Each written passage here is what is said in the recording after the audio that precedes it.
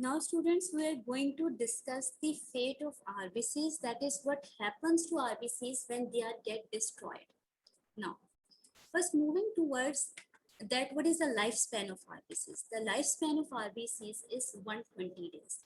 After 120 days, when the cell become older, so they become fragile.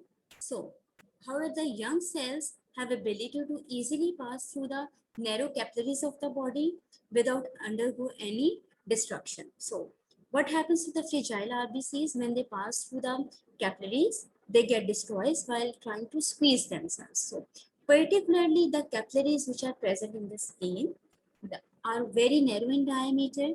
Because of the diameter of these tiny capillaries, these RBCs become destroyed, and so this spleen, because of its narrow property of the capillaries, is the graveyard of the RBCs. So most of the RBCs are get destroyed in the spleen. So this spleen is the graveyard of RBCs.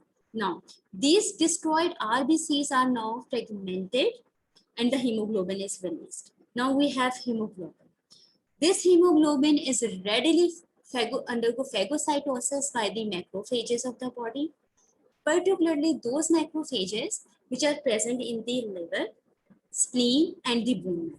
And the macrophages of the liver are known as the Kupffer cells. So there are three main macrophages, particularly for the hemoglobin, macrophages in the liver, spleen, and the bone marrow.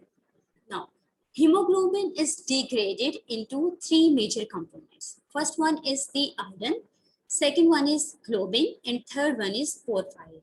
So this is the fate of this hemoglobin now. Now, according to this fate of hemoglobin, after degradation, we have iron, globin, and porphyrin. Now, this iron has ability to combine with the protein, and the name of that protein is apoferritin, as represented in the figure. Now, this iron combines with the protein to form ferritin, which is stored in the body and this acts as a source of iron for our body. Now, globin. What happens to globin? Globin enters the protein, form a reserve for the body. This globin is actually a protein that is containing the hemoglobin, which will now in future facilitate our body by providing its facilities. Now coming towards porphyrin, what happens to porphyrin? Porphyrin is degraded in our body into bilirubin. This bilirubin is excreted by the liver through the bile. So this was all about the fate of the RBCs. Now what happens daily?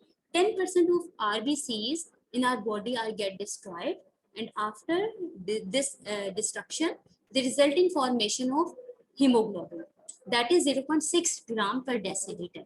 Now from this 0.9 gram per deciliter of the 0.6 gram per deciliter of the hemoglobin, we will get bilirubin, that is from 0.9 to 1.5 milligram per deciliter. So this was all about the fate of RBC.